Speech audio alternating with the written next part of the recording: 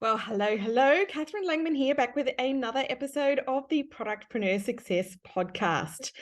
And today on the show, we are going to round out my planning process. And this is really where the rubber really hits the road and the secret sauce, I suppose you would say, as to how you can really get some great momentum in growing your business this year. Now, I would say that the two most common fears or stumbling blocks when it comes to planning in your business is not knowing what to put in the plan, right? Or not knowing how to plan. And I guess, ending up with that kind of deer in the headlights syndrome or procrastination. And the second struggle would be just never sticking to it, feeling like you're overwhelmed or distracted or, just ending up completely abandoning the plan for whatever reason. Now, if you've listened to my podcast episodes so far this month or so far this year, January 2023, you might have been having some good ideas, I hope so, in regards to your vision for the next few years and for what you want to achieve this year. But if you're anything like a lot of people, you might also be feeling, a little bit like you're stumbling a little with how to put this into practice in a way that you can stick to it.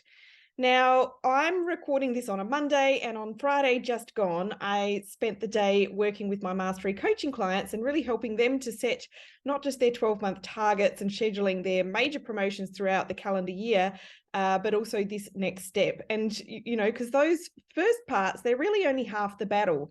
And at this point, when we'd sort of got halfway through there, members of my client group were kind of sharing various stumbling blocks or areas that they know that they've struggled with in the past when it comes to having an effective plan, which, let's face it, is a plan that you're going to stick to and actually implement, right?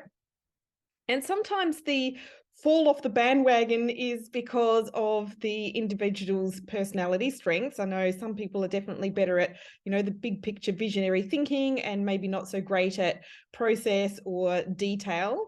Sometimes it's because the individual is too ambitious and tries to just cram way too much into the plan and therefore quickly falls behind and, consequently feels like a bit of a loser. And sometimes it's because the plan is just not the right kind of plan. Maybe it doesn't have the right kind of detail in it, so it's not very useful, or there are still a lot of things that you need to figure out every day or week or month.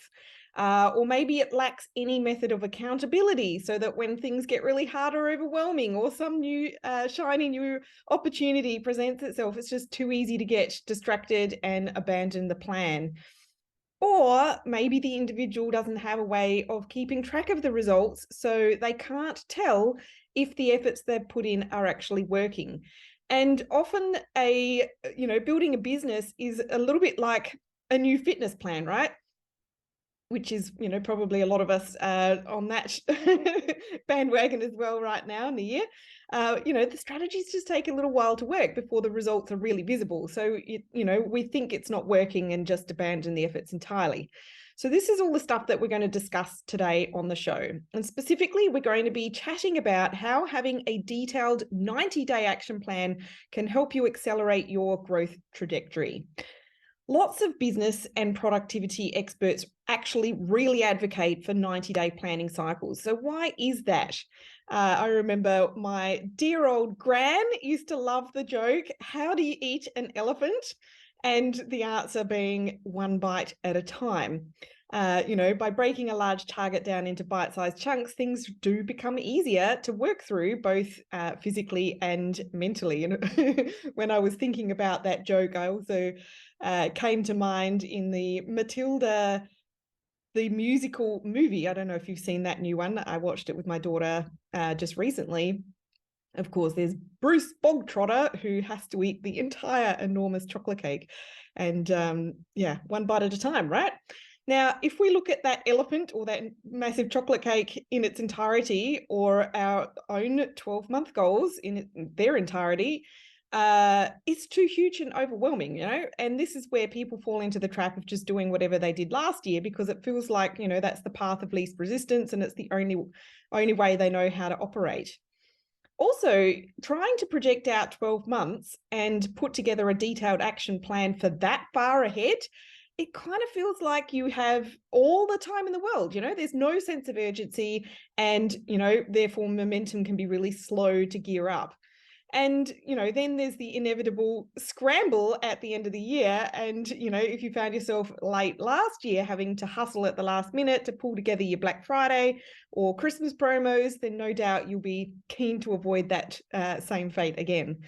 I see time and time again people focusing on the wrong stuff during the earlier months of the year or during their slower months in the year, leaving them not just with a scramble at the end of the year, but also lesser results because they just didn't do the right things earlier on.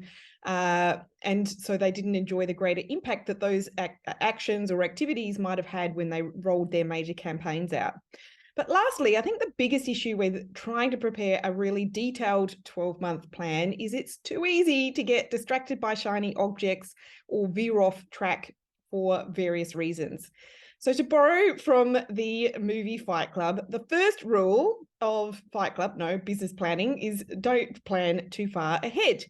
The world really is an incredibly complex place, probably more so these days than historically, and everything is just changing all the time.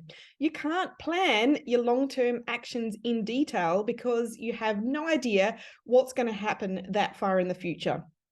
So trying to create a 12-month detailed action plan kind of is a bit of an exercise in futility that's not, it's going to frustrate you and it might leave you blind to some really significant opportunities that the universe might throw your way in the coming year. The second rule of business planning, instead of trying to create a 12-month detailed action plan, aim for a shorter, more manageable time frame, 90 days, and then focus on daily implementation. I like to think of a 90-day action plan as a sprint, and typically I'll line up the grunt work with school term time while my kids are at school. So I'm going to have my head down, bum up for that period of time while my kids are also working consistently.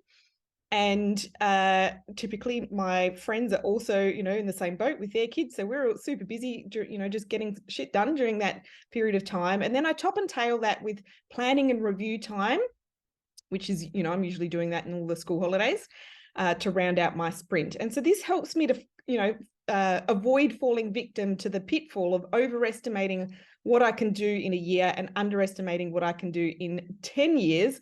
And I used to fall victim to that all the time in my early days in business. And, then I'd kind of feel discouraged at the end of each year because I didn't tick everything off my list. And the research backs me up on this too. So research shows that the most successful and productive people in the world also work to 90-day cycles. 90 days seems to be the range where ambition and planning actually fall reasonably close together. Looking 90 days out, you have a good idea of what you can actually get done in that time frame. So your estimations are about right of what you might be able to do. And yet you can it's enough time to make some substantial progress towards a bigger goal. And it also leads to moving faster without compromising your strategy. So you're a lot more agile. And having goals and visions further down the track, like we've talked about in earlier episodes this year, that's really valuable for setting the course, right? And having the ambition that you want to aim for. But it's not very helpful to try and plan out concrete steps for that period of time. There's just too much that has to get done, and it feels too overwhelming and leads to inaction. However, you probably have a pretty good idea of what opportunities are on your plate right now or are available to you right now and how you might be able to capitalize on them in the next 90 days. And once you do, then you can look at new things that pop up in that time, and you can assess those opportunities and reassess whether you're heading in the right direction or not, or whether you might need to tweak or pivot. So the 90-day planning cycle looks like this. You plan, you take action, and then you review. So after you've planned out the detail of your 90-day action plan, you should know pretty much exactly what promotions you'll roll out, what activities you'll need to undertake to make those happen. And I'm being specific, like last week on the show when we had Lisa as our guest, and she literally knows exactly what even what assets she needs to produce in terms of graphics and copy and emails and ads and web pages and creating new collections and all of this kind of stuff, right? So what activities you need to undertake to make those things happen, and have them in your calendar or diary, and even what topics and types of content that you will post on social media and send in your marketing emails. And you want to think in terms of rocks, boulders, pebbles, and sand. I know there's a story about some university professor, holding up a glass in class and asking how many rocks could you fit in the, how much could you fit in the glass, and starting with the rocks. Is the glass full? No, it's not. Then there's room for some boulders and some pebbles and some sand, right? So the rocks are the really major projects that you'll work on. You might not even finish a whole one of those in a 90-day sprint. But normally I would have one major project that I'm working on a quarter. Sometimes there might be a little bit of overlap, or it might be an even bigger project I've broken down into a quarter. And so these boulders are biggie, then the boulders rather are biggish, and you can probably do one of them per month.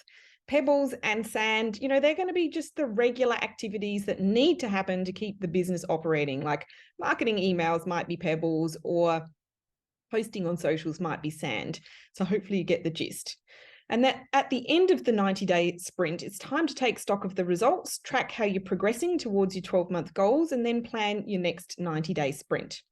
A few of my clients expressed to me on Friday during our planning day that they did at the end, they felt a sense of calmness and control, knowing exactly what they needed to do over the coming weeks. But some of them also knew from their past behavior that they struggle with getting distracted from the tasks they're meant to be doing each day or week. Now, if you're a big picture, creative thinking type person, then I imagine you'll probably resonate with this too. I know that I have in the past. And so here's what's worked for me in that scenario. And that is to find an accountability strategy that works for you until the new way of working becomes a habit. Now, most habits take at least 30 days to stick, so that, the goal really is that an activity becomes as habitual and normal as, say, brushing your teeth, that you don't even need to think about it anymore. You're just going to do it. You don't need to keep relying on willpower to stick to it. So for me, in fitness and health matters, as well as in business, the most effective accountability tool has been working with a coach. But there are other things as well, like having a really solid planner book. Of course, you can grab one of mine, which is really designed for e-commerce businesses if you want to start there. But, and I guess for me, I'm paying that person to guide me and train me based on their expertise. But more importantly, I'm also paying for them to help keep me on track so that I actually get the results that I'm looking for, right? And then the other common time when people fall off the bandwagon when it comes to sticking to their plan is if or when the results they're looking for or had as their target don't materialize, or they just don't happen or come as quickly as they wanted. Sometimes that can happen when external forces impact the market that you're operating in. It could be a flood or COVID or something equally outside of your control. But often there's also things like the goals were unrealistic for that time frame, or the strategies were not well matched to those goals, or they just weren't implemented completely or in a timely manner. So how can you avoid that happening? So firstly, you might want to get some help with working out what the goals are for you, or what they should be, and what strategies or inputs you'll realistically need in order to achieve them. But secondly, though, it's about having a review process baked into the way that you work. So a little bit like a new fitness or health program, often it takes time, like I said earlier, for the big changes to materialize. But there are small incremental changes that can be measured to indicate if you are on the right track, or if you need to make a tweak or a pivot along the way. So having that regular review process built into the way that you work is super important to help identify those things. And it's also important to not compare your own journey to others along the way as well. Now, I remember years ago, I was in a coaching program, and by and large, it was a really great program. However, there were quite a few other entrepreneurs who were scaling and growing at a much faster clip than I was. And I remember at the time, I felt this horrible mix of shame and envy that I wasn't achieving such big things as they were in the same amount of time. You know, it kind of makes you, if you get too sucked into that whole comparisonitis, it can make you feel like a real loser. And then I realized, though, that I was kind of looking at these entrepreneurs. They were young single guys who could literally work 80-hour weeks. They had the time for it. They didn't have extra responsibilities. They had the energy for it, all of this kind of stuff. Whereas I was a mother of 3, including a baby who had health problems. And, at maximum, I could devote maybe 25 hours a week to my business. So it was completely unrealistic for me to expect myself to achieve as much as those guys. So steer clear of, trying to compare yourself against where somebody else might be in their journey. Now, as the day that I'm recording this episode, my sons, my family, they've just finished a major 3-day swimming championship. So it was the State Open Swimming Championships. And honestly, I've had my work cut out for me trying to help my boys maintain their confidence and belief in themselves right now. Actually, they're doing quite well today. I was a little bit... my heart was going out to them yesterday. But so an open championship basically means that they're competing against all age groups. So that means, they're competing against adults, and my boys are teenagers, obviously. And amongst those adults were many Olympic champions. So, that's pretty hard to try and compete against that, right? So my boys are still teenagers, they're still growing, and one of them doesn't even really have much in the way of shoulders yet. So even though they wanted to get into the finals, or maybe they wanted to win a medal, certainly they wanted to be doing some PB times, it wasn't really realistic for them. And they also went into this event off the back of a really intensive training block. So their coach calls it Hell Week, because they were literally doing 2 big sessions a day in the pool plus gym on top of that, which I think is just mental. But anyway, now, if this competition had been a targeted meet for my boys, by targeted, I mean, it was the event that their coach expected them to get their best results from all of that hard training, then they would have had a taper before racing. So that means they would have rested, they would have allowed their body to repair and recover a little bit from the fatigue of that heavy training. But this wasn't their targeted meet, and their coach intentionally kind of sent them in a little bit tired and fatigued, and kind of treating the meet as training, essentially, right? And so they mostly raced well. They didn't see the big gains that they really hoped for this time around, and the plan is for those big gains to come in March at the next major meet. And so it's kind of the same in business, right? We need to remember where we are in our growth trajectory to recognize when we're putting all out and, just really head down, bum up, getting shit done. And we need to recognize when we're aiming to realize the big gains from those efforts. It is pretty hard to do all of that for ourselves. So again, this is where it can really help to work with a coach who can guide you through, and also, be your cheering squad as well, to, so that you, when you are feeling tired and fatigued and wondering if you're doing all the right stuff and all of that kind of stuff, we're there to help you through all of that. Gosh, I feel like I haven't even taken a breath through all of that. Hopefully you found that helpful. So, this has really been the last step in my business planning process, my 90-day action plan. Like I said at the start, if you can nail this is really where the rubber hits the road. This is where you can really gain big leaps forward. You can really skyrocket, or what's the right word? You can really get the momentum speeding up. So if you would like to work with someone who is skilled at this, at turning businesses and brands around and achieving those really big leaps of growth, I do have a few spots available to work with me right now. So if you're curious and you would like to explore what that might look like, or see if you're a good fit to work together, make sure you do book in your free strategy session before our calendar fills up. So you just need to head to catherinelangman.com/work-with-me, and you can schedule that in on a day and time that suits you. And I will be sure to share that link over on the podcast show notes page as well. But for now, hope you have a fabulous rest of the day and week. And I really look forward to being with you on the show again next week. Bye for now.